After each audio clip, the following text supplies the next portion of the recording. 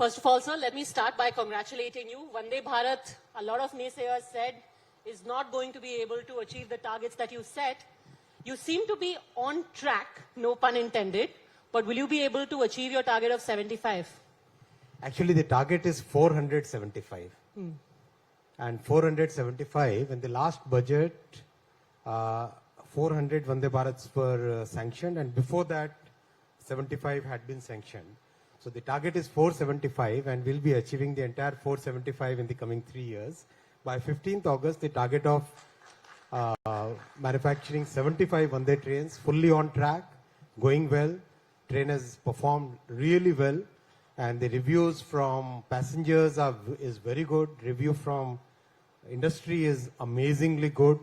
Some of the things that we really betted on, especially the quality of ride, quality of the noise level inside it, the lack of jerks, all those things have come out exactly as planned. Sir, क्योंकि ये आम आदमी की सवारी है, तो हम ये सारे सवाल आपसे हिंदी में पूछना चाहेंगे. एक वक्त था जो लोग कह के गए थे कि जब अंग्रेज गए, जब इंडिया छोड़ करके गए, तो हमें बहुत इंपॉर्टेंट चीजें दे करके गए. द रेलवे सिस्टम, हमारी सड़कें, हमारा आर्किटेक्चर. और आज वो दिन है कि शायद अंग्रेजों को हम रेलवेज दे सकते हैं, और एटलीस्ट वंदे भारत जैसी ट्रेन तो दे ही सकते हैं. बिल्कुल सही कहा आपने. ऑलरेडी बहुत सारी कंट्रीज में वंदे भारत ट्रेन के लिए एक बहुत अच्छा इंटरेस्ट शो हुआ, बिकॉज एक तो क्वालिटी बहुत अच्छी है. पैरामीटर्स पे अगर हम देखें, कितने भी पैरामीटर्स में, तो आज कोई भी वर्ल्ड क्लास ट्रेन के करीब करीब बराबर है. अगर 0 to 10 के स्केल पे देखेंगे, तो most of the other trains manufactured by large manufacturers would be somewhere like 8 or 9.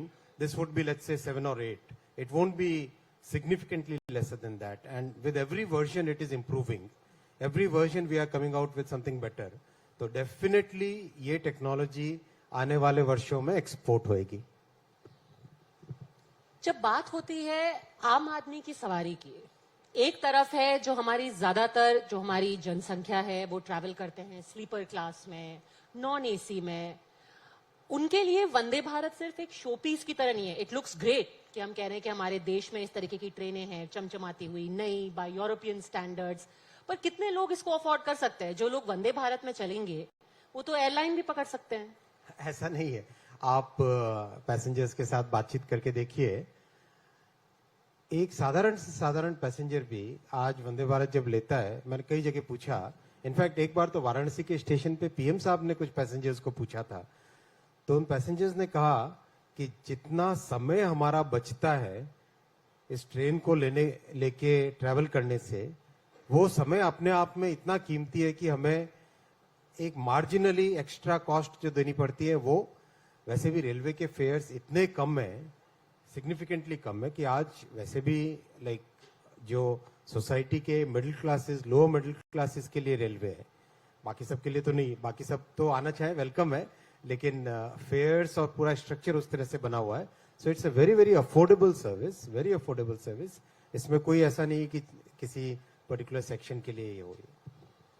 हाल फिलहाल में Vande Bharat also made news for the wrong reasons. कुछ कॉमेंट्स मैं पढ़ना चाहूंगी. अभी तक 4 एक्सीडेंट्स हो चुके हैं, जिनमें ज्यादातर देवर कैटल हिट्स. एक्सीडेंट्स नहीं है, these are called cattle hits. Cattle hits, 3 were cattle hits and there was 1 human fatality. So लोग फिर ये पूछ रहे हैं कि what about the safety aspect. We are dreaming of a time जहां पर हम हाई स्पीड बुलेट ट्रेन चलाएंगे, और अभी भी lot of political controversy has happened. लोगों ने वो ट्वीट की फोटो कि देखिए ख्वाब कैसे हैं आपके और सच्चाई क्या है. नहीं, इसमें मैं बहुत क्लियर करना चाहूंगा. सारी दुनिया में जब भी कोई हाई स्पीड से चलने वाली व्हीकल बनती है, चाहे वो कार हो, चाहे ट्रेन हो, चाहे ट्रक हो, उसमें हमेशा एक कॉन्सेप्ट है क्रम्बल जोन वाला.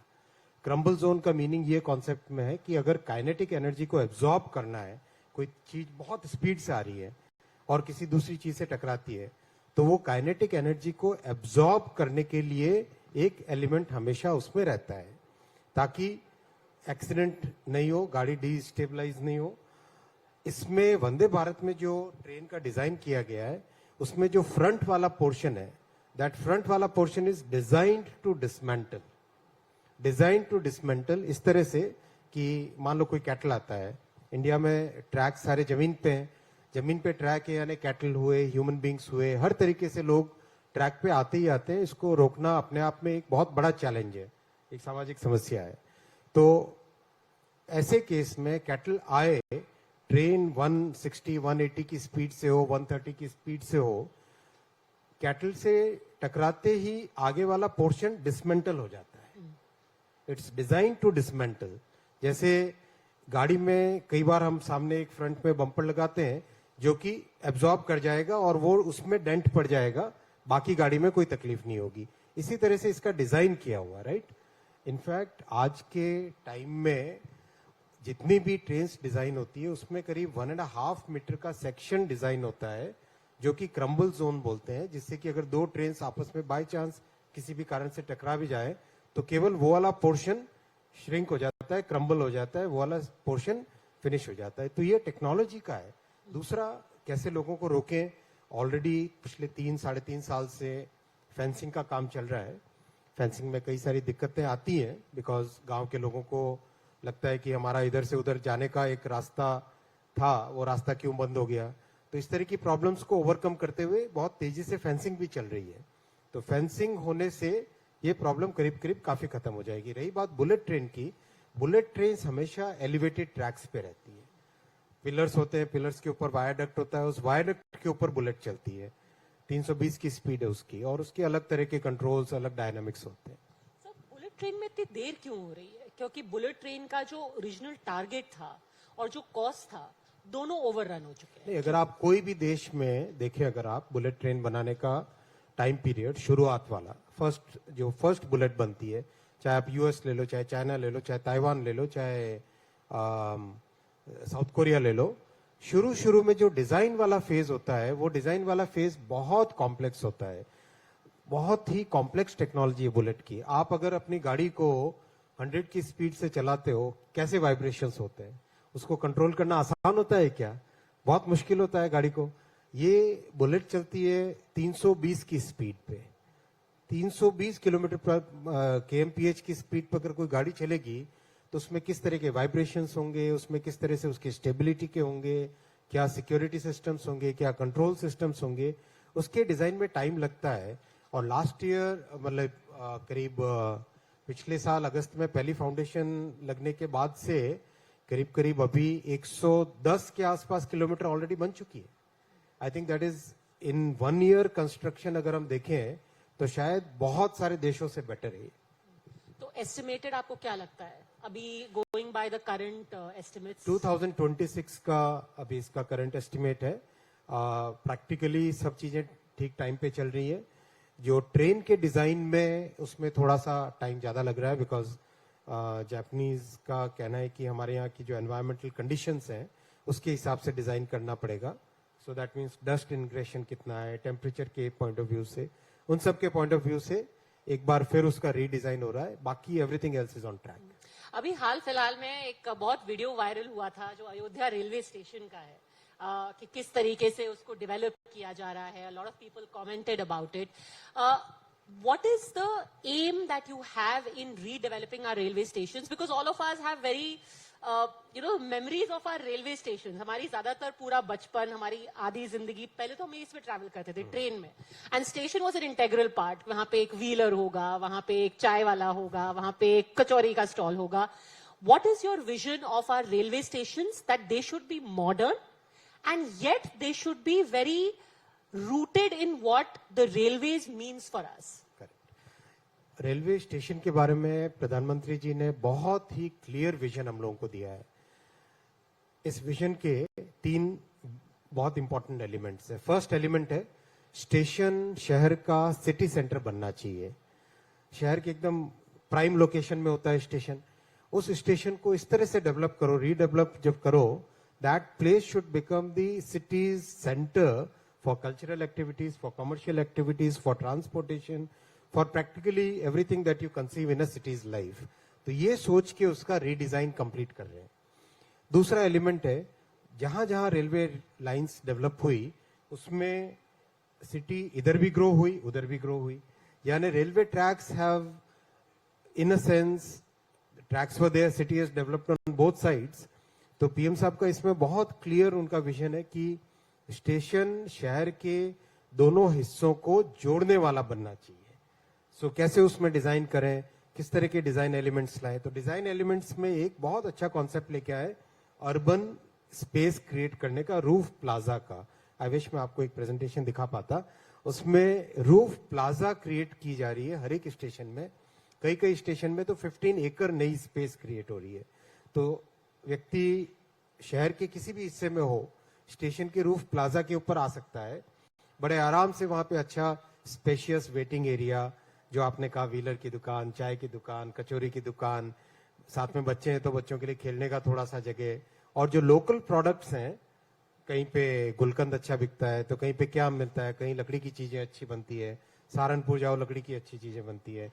तो हर जगह जहां भी जाओ उस जगह के लोकल प्रोडक्ट्स को डिस्प्ले करके बेचने का भी वो स्थान बने. तो इस तरह से. और तीसरा बहुत इंपॉर्टेंट एलिमेंट, हर एक शहर की एक हेरिटेज है. उस हेरिटेज के हिसाब से स्टेशन का डेवलपमेंट हो या फिर अल्ट्रा मॉडर्न हो. तो ये सब सोच के अभी ऑलरेडी 138 स्टेशंस का मास्टर प्लान बन चुका है और 57 स्टेशंस के डिजाइन फाइनलाइज हो गए. 41 स्टेशंस पे फिजिकल काम चल रहा है. Well, good luck for that, because yes, you're absolutely right. Not only is the railways our lifeline, but the railway stations also pretty much epitomize what the nature of that entire city is. Now, you, of course, sir, wear multiple hats, two very important ministries with you. Railways की तो हमने बात कर ली. IT ministry. IT has been making a lot of buzz in the recent past. पहले तो ये बताइए, क्या आप भी रोज सुबह उठ करके देखते हैं कि ट्विटर में आज इलॉन मस्क ने क्या ट्वीट किया है? बिल्कुल नहीं. Did people come to you with any सिफारिश की ये $8 क्या है ब्लू टिक के लिए? इसके बारे में कुछ कीजिए. देखो, हमारा बहुत सिंपल सा प्रिंसिपल है.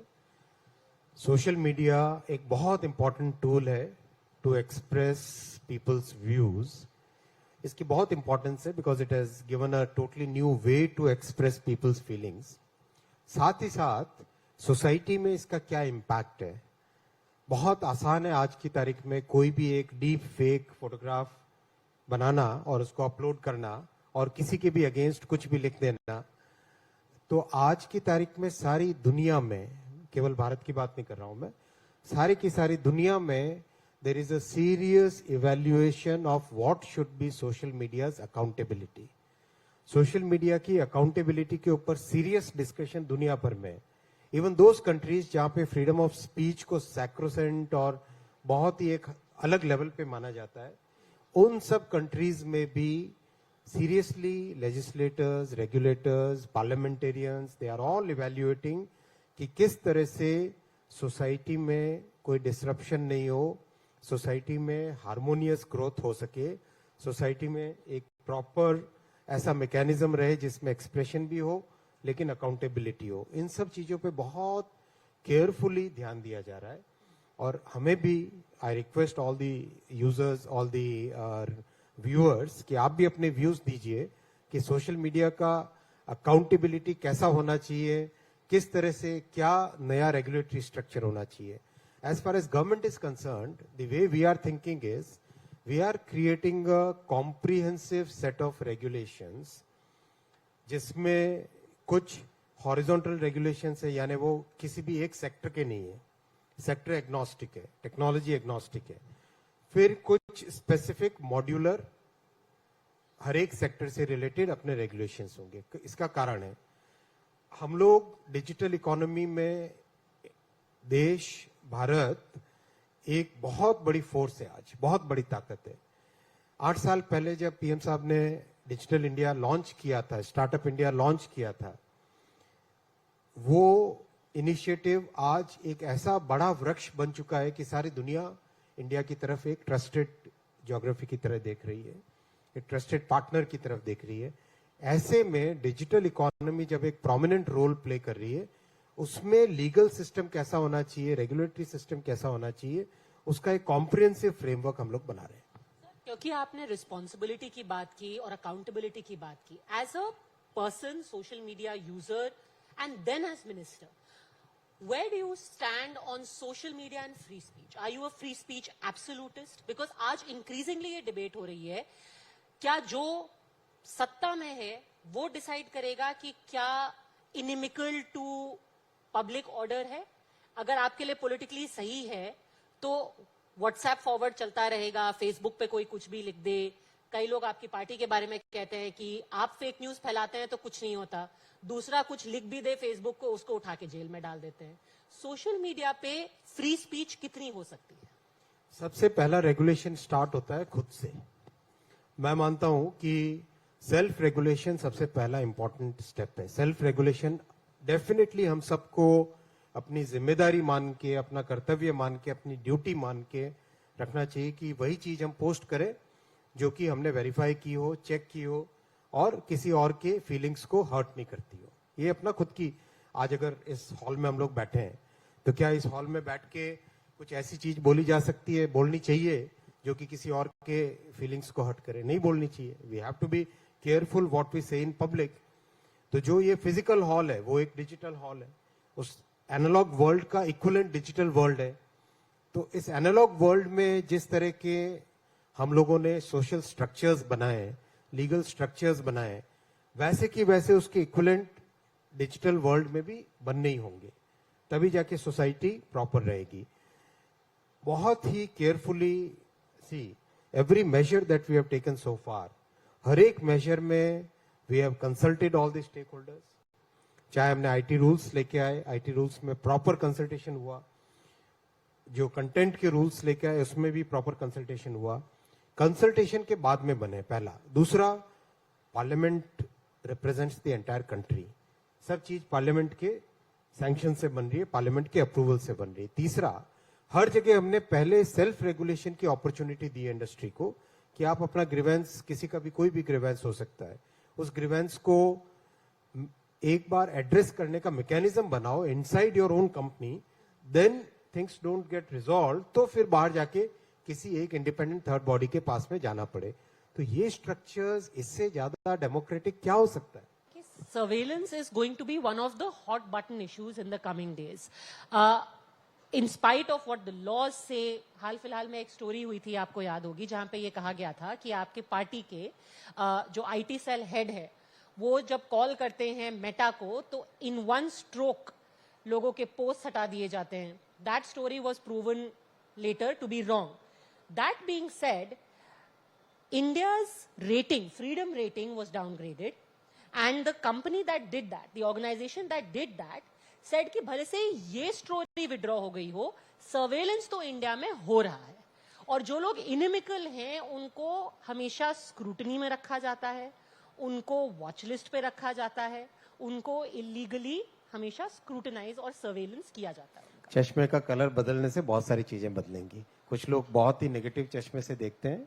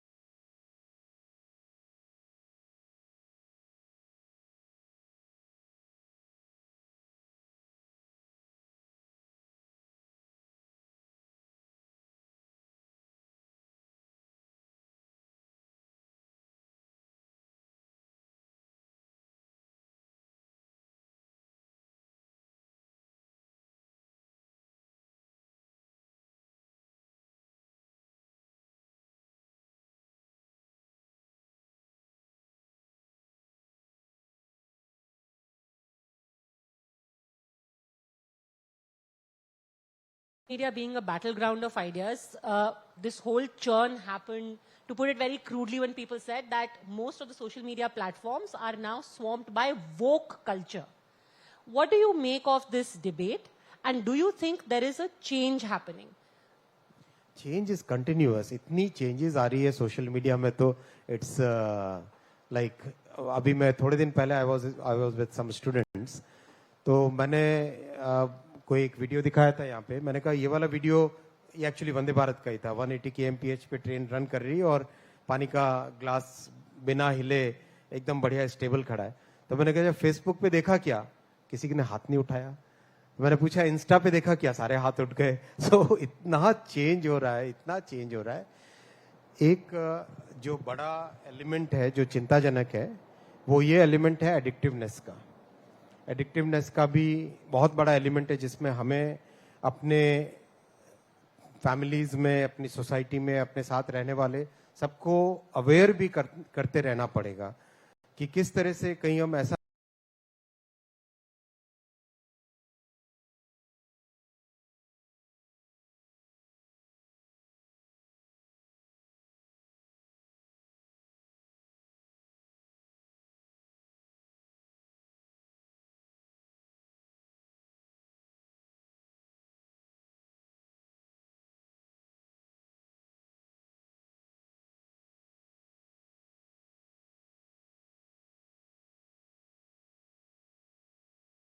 was the power of creating narratives. क्योंकि जो वोक कल्चर का एलिगेशन लग रहा था कि आपने नैरेटिव ऐसा बना दिया है कि यही सही है, अगर आप इस तरीके के आदमी हो then you are a good person, otherwise you are a bigot or you are right wing or you are anti minority. That the power of creating narrative, do you think that India has managed to temper it a little bit? नहीं, देखो narrative और किस तरह के लोगों को किस तरह से टाइपकास्ट करना, मैं फिलॉसफी या सोशल साइंसेस का स्टूडेंट नहीं हूं, लेकिन एज अ जनरल सेंस हर एक पीरियड में उस टाइम की जो भी टेक्नोलॉजीज अवेलेबल हो, उस टाइम की जो भी टेक्नोलॉजीज अवेलेबल हो, उन टेक्नोलॉजीज को यूज करके एक नैरेटिव बिल्ड तो होता ही होता था। इस कलर ऑफ द स्किन, इसके ऊपर कितना बड़ा टीवी जब आया तो कितना बड़ा एक नैरेटिव बिल्ड हुआ कि कलर ऑफ द स्किन में ऐसा होना चाहिए, वैसा होना चाहिए, वगैरह वगैरह वगैरह। एक जो नैरेटिव बिल्ड, इस तरह की चीजें हर पीरियड में होती ही होती है उस जमाने के टेक्नोलॉजी को लेके। आज सोशल मीडिया बहुत पावरफुल टूल है, डेफिनेटली उसको लेके नैरेटिव्स बिल्ड होते हैं, ब्रेक होते हैं, नए नैरेटिव्स बनते हैं। I think it's a very dynamic world. मुझे नहीं लगता है कि इसमें कोई ऐसा government doesn't want to control the narrative. Why should we be? Government को कोई कंट्रोल का कोई ऐसा माइंडसेट नहीं है। Government is very much a democratic government. हर चीज में कंसल्टेशन का ध्यान रखा जा रहा है, हर चीज में बहुत ही केयरफुली देश को निर्माण करने का जो स्टेप्स हैं उन स्टेप्स पे ही फोकस किया जा रहा है। इंक्लूडिंग दोज पीपल जिनको कहा जाता है कि आप जो लिख रहे हो वो एंटी नेशनल है। देखो, प्लस एक दूसरे के ऊपर आरोप तो राजनीतिक समाज में लगाए जाएंगे ही जाएंगे। हमारे ऊपर बहुत सारे आरोप लगते हैं। आरोप की बात क्या है? आरोप से अगर इस तरह से चलने लग गए तो क्या होगा? सोसाइटी चलनी है पूरी। All right, so never want to get into a political debate.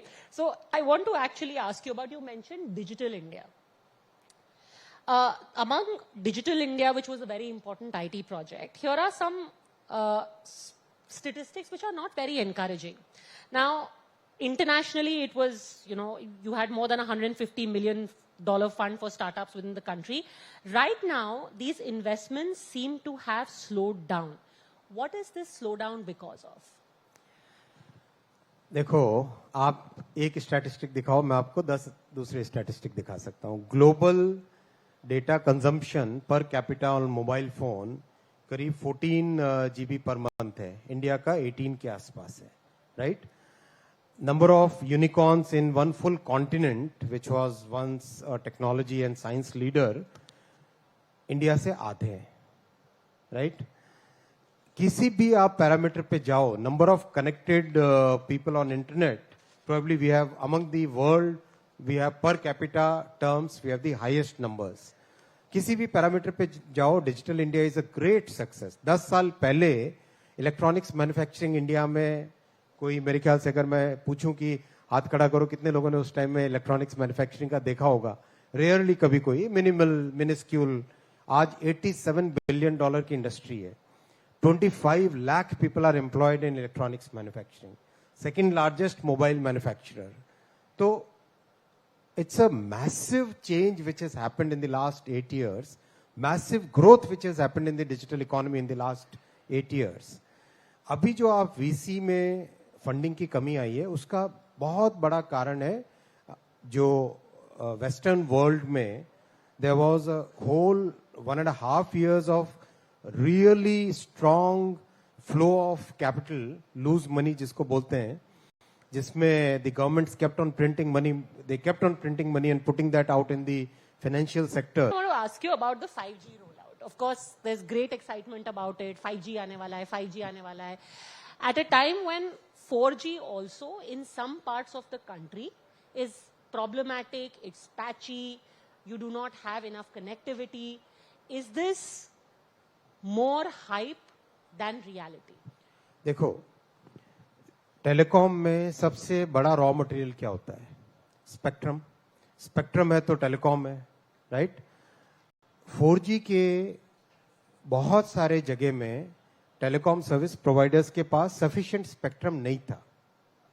Sufficient spectrum माने जितनी पॉपुलेशन का प्रेशर है उसके हिसाब से कहीं पे 15 मेगाहर्ट्ज चाहिए, कहीं पे 5 चाहिए, कहीं पे 25 चाहिए, राइट? तो सफिशिएंट स्पेक्ट्रम नहीं था. पिछले जो जून में ऑक्शंस हुए उस ऑक्शन में करीब करीब सभी टेलीकॉम ऑपरेटर्स ने they have taken sufficient spectrum. First.